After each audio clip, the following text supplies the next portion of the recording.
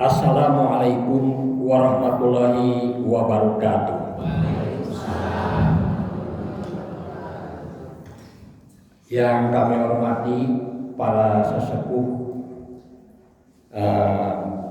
Muhammadiyah di Karangpawitan, ya, pimpinan cabang Karangpawitan. Alhamdulillahirabbil alamin.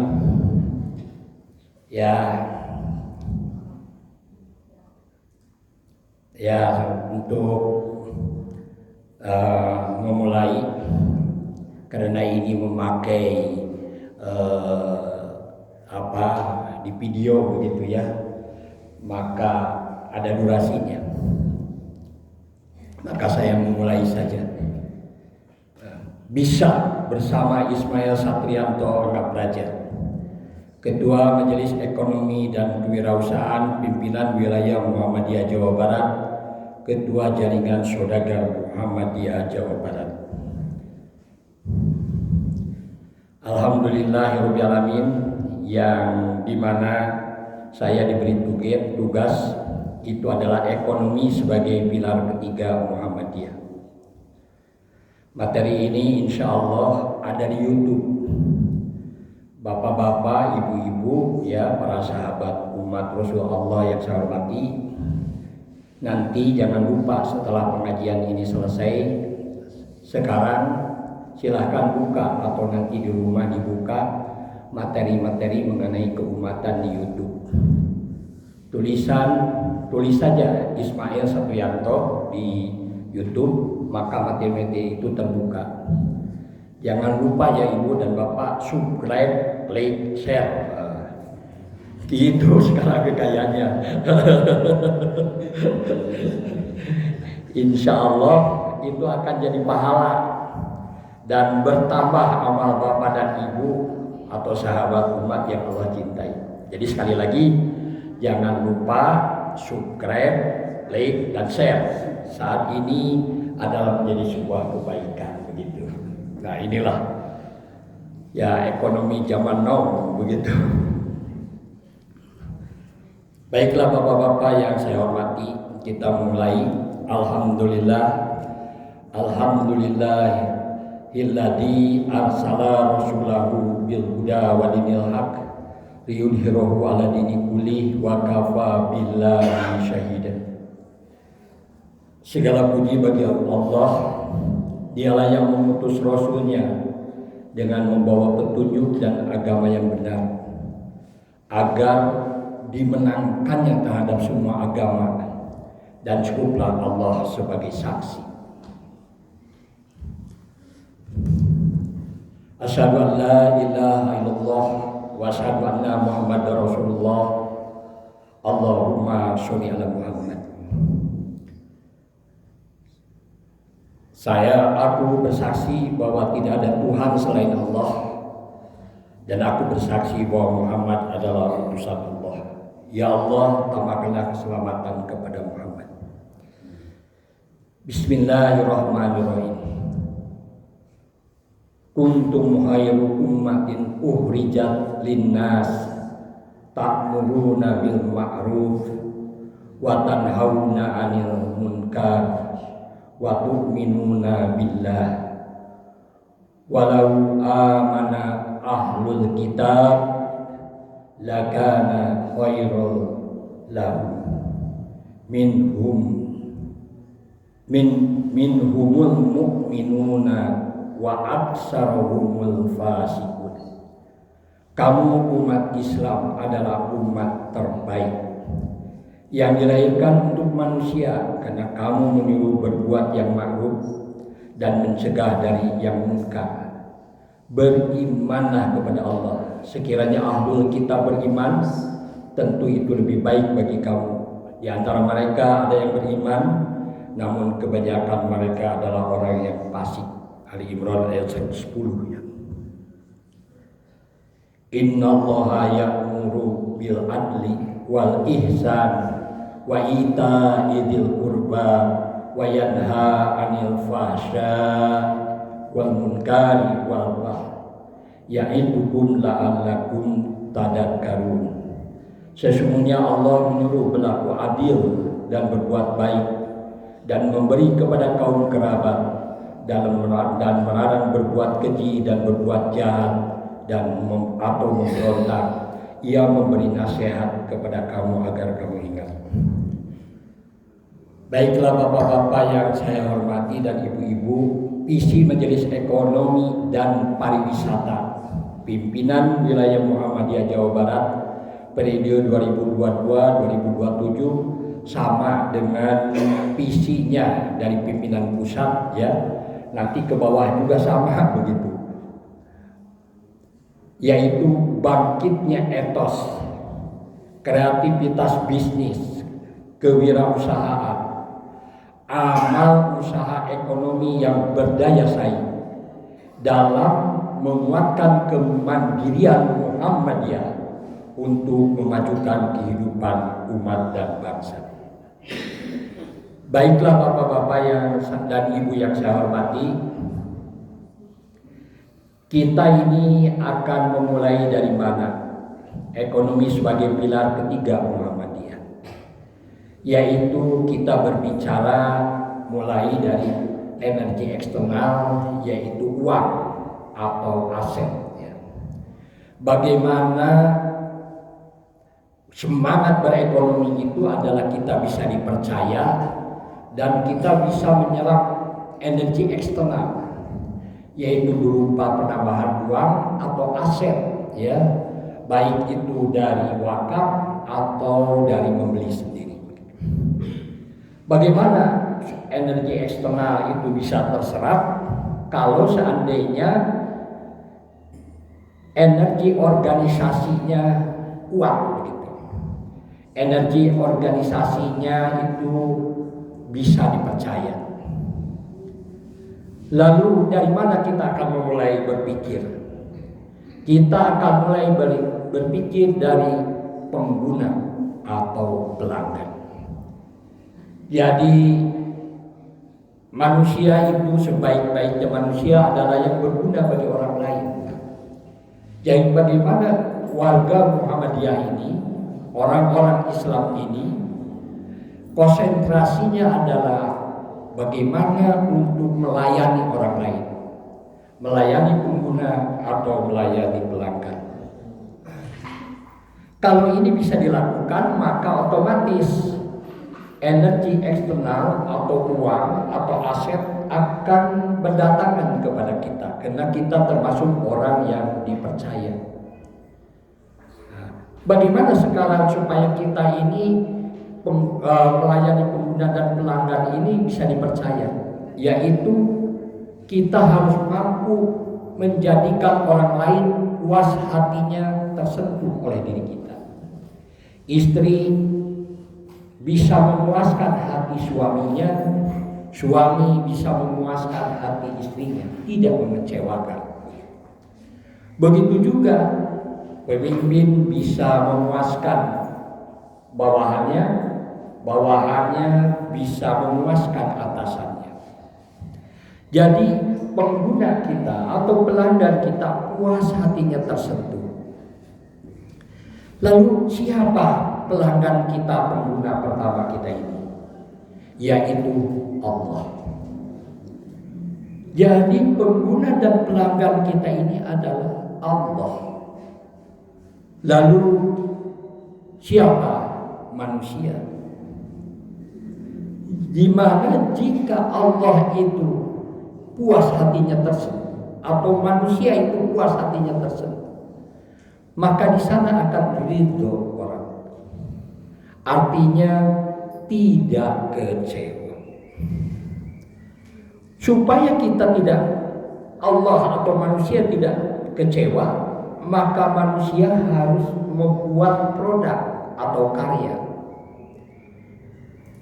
Ya, produk dan karya ini adalah apa produk dan karyanya? Yang pertama adalah utamakan pelayanan ke pelanggan, utamakan pelayanan kepada pengguna,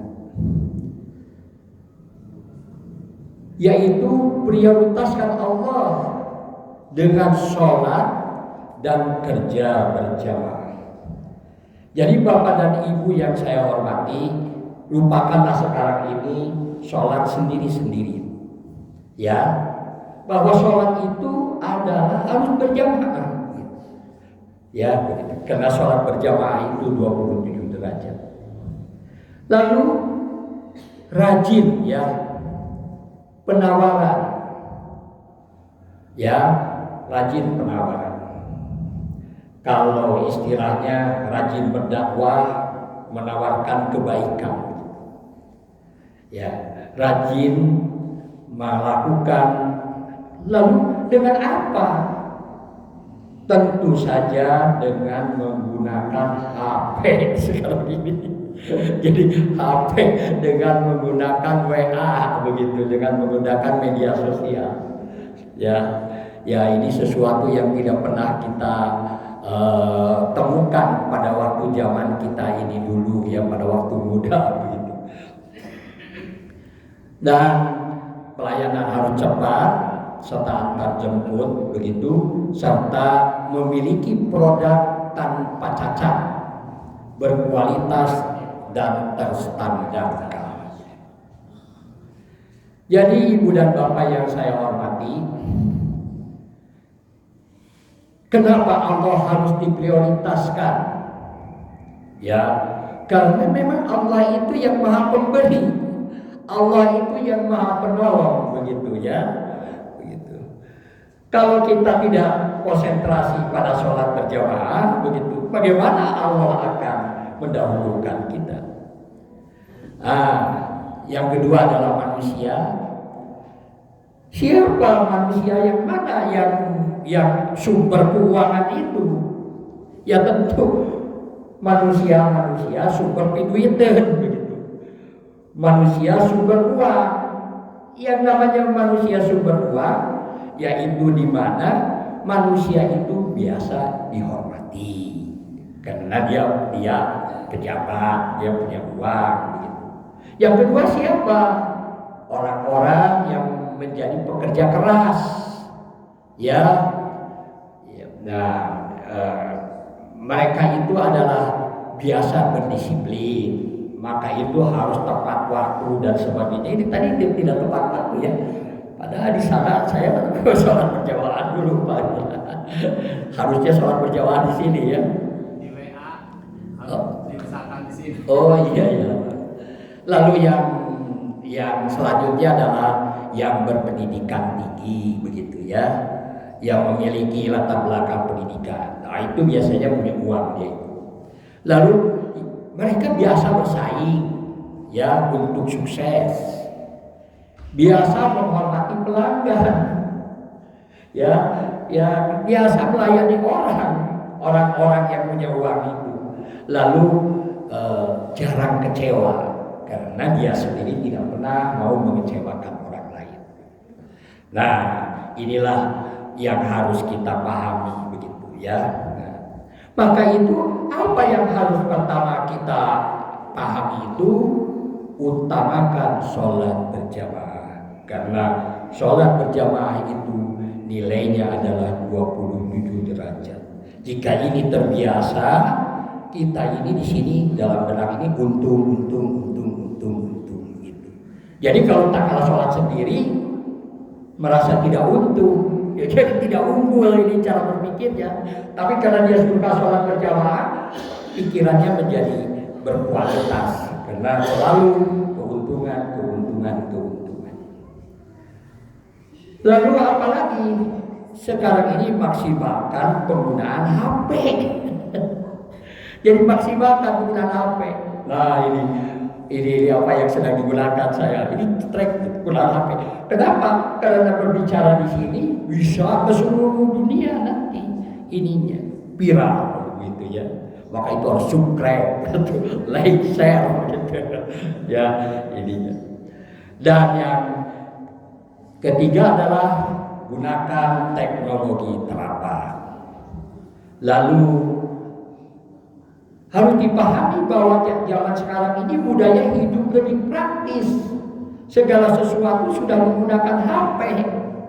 Toko-toko besar itu bangkrut sekarang ini, toko-toko besar ini. Kenapa? Karena orang sudah tidak suka sekarang pergi ke mall. Kalau orang mau belanja cukup saja menggunakan HP. Jadi ini budaya hidup lebih praktis ya ini. Jadi ini mesti dipahami. Lalu apalagi? Tentu saja ini bahwa tanah, bangunan atau aset harus produktif. Harus diciptakan semuanya bernuansa wisata begitu ya. Kita ciptakan masjid kayak begini nih ya, masjid ini kan bernuansa wisata, menyenangkan begitu ya sekarang. Jadi lalu kita buat sekolah, ya sekolah itu harus bernuansa wisata, wisata rohani menjadi wisata intelektual begitu ya.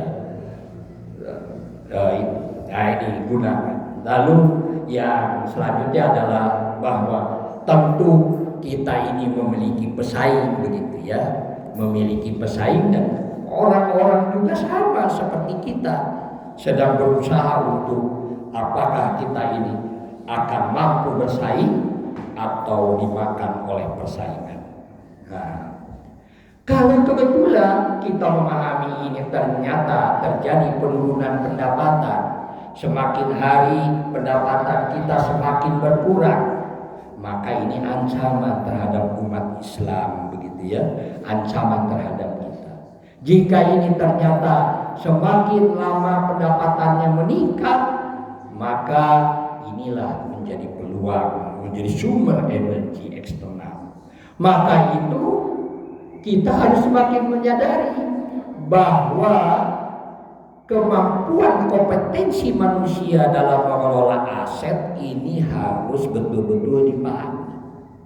Ya, bagaimana mengelola WC gitu, bagaimana mengelola ruangan, bagaimana mengelola macam-macam dan sebagainya. Nah, ini kemampuan manusia dalam mengelola aset. Nah, kenapa? Karena semakin hari operasional produksi akan semakin meningkat, gaji semakin tinggi, makan, fasilitas tidur, fasilitas kerja, mesin, motor, pemeliharaan, dan distribusi barang begitu akan semakin tinggi. Maka itu apa visinya sekarang yang harus diperhatikan pada zaman sekarang ini ya begitu. Mendahulukan panggilan Allah begitu. Tak kala Allah ada berkumandang, Allahu Akbar, Allahu Akbar, hentikan semua pekerjaan, segerakanlah kita ini sholat ya. Wah ini lagi sibuk, ya sudah. Kita ini diperintah oleh Allah, dahulukan panggilan Allah ya. Nah ini, lalu memaksimalkan HP Android untuk beribadah kepada Allah. Nah, jadi ini visinya, dan berdakwah Islam dengan apa? Dengan keteladanan, dengan ketelitian, dengan kecepatan, sehingga pelanggan puas hatinya tersentuh begitu. Apa misinya? Nah, misinya adalah membangun kesadaran bersaing di era digital. Karena kita ini sekarang era digital inilah, kesadaran inilah. Kalau ini era digital ini, apakah ini akan menjadi sihir Fir'aun? Atau kita bisa menundukkan sihir Fir'aun? Itu terserah kepada kita. Lalu yang selanjutnya adalah mempersiapkan mental model Islam yang kuat ya. Mental model Islam yang kuat ini adanya pada apa? Tak kala ada berkumandang, apakah kita tersentuh, terpanggil atau tidak? Hayya 'alal falah, hayu menuju kemenangan, hayu menuju kepada kesuksesan. Ini sibuk saja ini, lupa ini. Padahal Allah sudah memanggil, ayo kita menuju kemenangan, ayo kita menuju kepada kesuksesan. Ini sibuk saja ini dengan urusan dunia ya. Padahal Allah lah Maha Pemberi, Allah lah Maha Penyayang. Ya, inilah menerapkan mental model Islam yang kuat, yaitu di mana diawali dengan sholat itu harus paham isinya. Sholat itu harus mengerti isinya. Jadi didiklah anak-anakmu untuk memahami dan mengerti isi bacaan sholat, begitu. Ini yang harus diajarkan kepada anak-anak muda, begitu, supaya mereka itu terbentuk mentalnya oleh mental sholat. Lalu selanjutnya adalah memaksimalkan kehadiran teknologi, dan keempat membangun kelompok belajar, ya, pengajian gitu, membangun bersama-sama gitu, membangun kelompok belajar, dan masa depan untuk persiapan pernikahan, umroh dan haji. Didiklah anak-anak kamu sebelum usia 30 tahun harus punya semangat untuk berhaji dan berumroh. Ini apakah nanti di sekolah itu jadi mental model, ya anak-anak begitu, ya, kami adalah kader muslim, insya Allah sebelum usia 30 tahun kami akan berangkat haji atau umroh. Wah, begitu otomatis dalam berekonomi akan bangkit, dalam berekonomi akan luar biasa.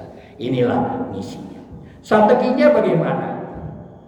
Disadarkan kehadiran teknologi, kehadiran HP digital, jika tidak ada relevansinya dengan kenaikan pendapatan hari ini, ke depan adalah ancaman terhadap perusahaan, ancaman terhadap institusi, akan terjadi kemiskinan diri, membikin susah istri, membikin susah anak-anak masa depannya, dan keruntuhan agamanya. Ini adalah hal yang harus diwaspadai oleh kita ini. Lalu selanjutnya adalah disadarkan pemimpin, staf pemimpinan, dan warga seluruhnya menyimak, memahami instruksi dalam HP-nya untuk mengompakkan gerakan dakwah dan kenaikan pendapatan diri dan perusahaan atau institusi sebagai gerakan ibadah di perusahaan. Jadi HP ini sekarang ini, kalau pemimpin ini bicara, direkam.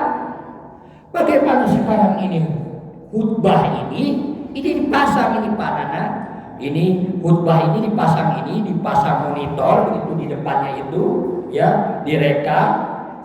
Lalu khutbah Jumat ini, setiap hari Jumat itu khutbah itu direkam. Kalau yang bagus share kepada seluruh ibu-ibunya, share kepada seluruh warganya. Ya, kenapa? Ini kan setiap Jumat ini kita ini ada Jumat ini hanya satu kali bicara, tapi kalau direkam setiap kali ini akan menjadi luar biasa. Inilah gerakan ekonomi, ya, gerakan ekonomi dakwah, di mana kita ini memahami dan memaknai kehadiran teknologi HP ini, dan disadarkan HP-nya tidak boleh dipakai hal-hal yang kurang berguna. Anak-anak muda itu, ibu-ibu, awas tuh, hati-hati, ya, ini HP-nya dipakai hal-hal yang tidak berguna, main game saja, ya, wah, main WA-an, main apa dan sebagainya, TikTok begitu. Tidak ada tuh kenaikan pendapatan bagi anak, tidak ada kenaikan pangkat, kenaikan ini bagi kita. Itu adalah ancaman kemiskinan masa depan. Karena ini kan harus dibayar. Tidak sadar bahwa ini kita sekarang sedang disedot duit itu oleh HP ini, ya, HP digital ini. Nah, jadi tergantung bagaimana kita memanainya. Disadarkan asetnya harus digunakan untuk kegiatan kelompok belajar kerja berjamaah, kelompok belajar ilmiah, untuk menyiapkan keluarga masa depan untuk bekal umroh dan haji ke ke Baitullah. Ini ya, anak-anak ditanya, kalau ditanya, kamu cita-citanya apa? Oh, kok saya cita-citanya ingin sampai S1. Ngapain itu? Saya ingin sampai S1 supaya saya ini bisa segera umroh dan haji. Gitu. Ini semangat ini yang harus dibangun begitu di kalangan generasi muda ini. Didiklah sekarang ini generasi muda ini untuk menyempurnakan rukun Islam ini. Jangan sampai rukun Islam tidak ada nempel di otaknya begitu. Maka itu ibu dan bapak, apa yang harus kita lakukan sekarang ini ya? Pertama adalah mari kita ini sholat, mari kita biasakan mengaji, mari biasakan kita makan ya berjamaah. Ya, biasakan segala sesuatu dilakukan berjamaah. Pendidikan yang terbaik di keluarga itu adalah bukan di luar. Pendidikan yang terbaik itu yang bisa kita wariskan itu di ruang makan ya, pada waktu makan sehari-hari. Jangan sampai masing-masing bercerai-berai ya, tidak kembali untuk berjamaah begitu. Nah, lalu menggerakkannya dengan HP begitu ya. Ibu-ibu ini punya HP masing-masing, semua orang sudah punya HP. Ini diingatkan, nak sudah sholat atau belum dan sebagainya gitu ya. Jadi jangan lupa begitu. Ini memaksimalkan HP sekarang ini ya. Nah, lalu rapat koordinasi umum, rapat koordinasi litbang, dan yang paling penting adalah di dalam pengembangan ekonomi itu adalah catatan yang benar dalam mereka. Jika catatannya bagus, ya di dalam konsep Islam, timbangannya lebih baik, lebih banyak kebaikannya, masuk surga. Begitu. Jika catatannya buruk, masuk neraka. Gitu. Nanti akan ditimbang tuh oleh malaikat itu ya, oleh malaikat Rokib dan Atid. Sekarang ada yang mencatat begitu. Jadi kehidupan ini adalah catatan. Maka kita harus terbiasa catatan. Perintah Allah yang pertama adalah baca. Dengan nama Tuhanmu yang Maha Mulia, yang telah menciptakan kalam yang asalnya manusia tidak tahu menjadi tahu. Jadi catatan begitu ya. Ini panana nih pinjamkan apa namanya markisa kepada saya, tidak dicatat, lupa dia nanti.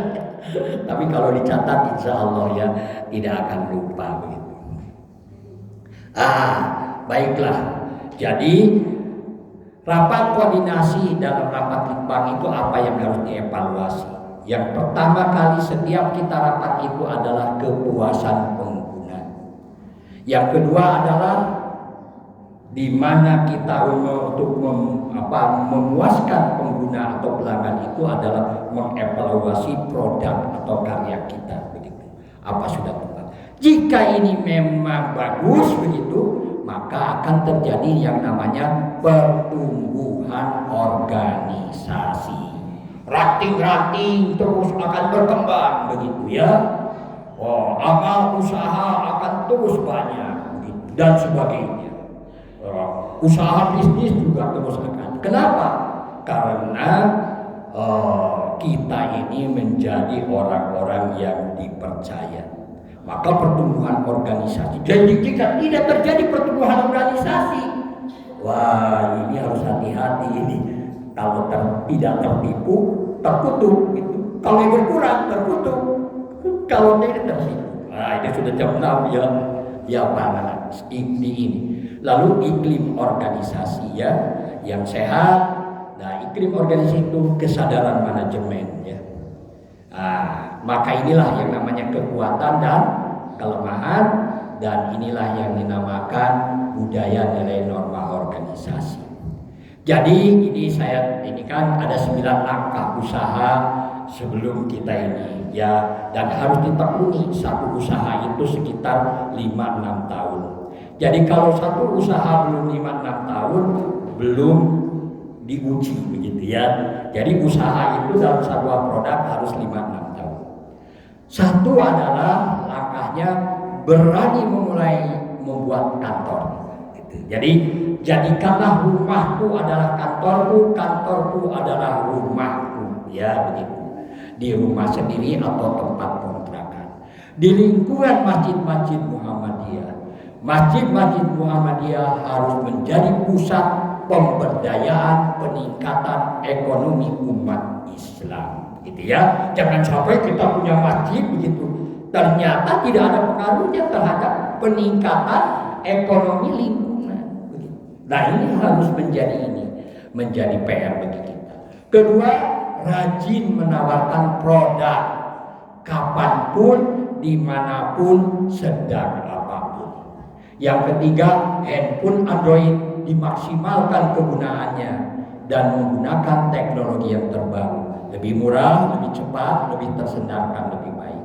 Keempat, pemahaman produk, keunggulan, kelemahan, manfaat produk harus betul-betul dipelajari, begitu ya, sehingga kita bisa menawarkan kepada orang-orang, menuliskannya di mana-mana, dijadikan promosi. Lalu yang kelima, membangun konsumen tetap. Jadi pelanggan kita ini harus terdata, begitu ya, harus terdata, ya. Nah manajemen yang paling hebat itu tuh di sana tuh di Jogja, begitu ya, bahwa pelanggan itu terdata, masjid, orang-orang datang ke masjid itu terdata. Jadi membangun konsumen tetap, lalu membangun supplier tetap. Kita ini membangun supplier tetap ini, pemasok barang itu harus menjadi akrab dengan diri kita ya. Nah, lalu penguasaan jalur distribusi harus memelihara kepercayaan dan membangun tempat usaha produksi yang memadai. Nah, demikianlah ya Ibu dan Bapak yang saya hormati, sekali lagi bisa bersama Ismail Satrianto Anggaparja, Ketua Majelis Ekonomi dan Kewirausahaan Pimpinan Wilayah Muhammadiyah Jawa Barat, Ketua Jaringan Saudagar Muhammadiyah Jawa Barat. Wassalamualaikum warahmatullahi wabarakatuh.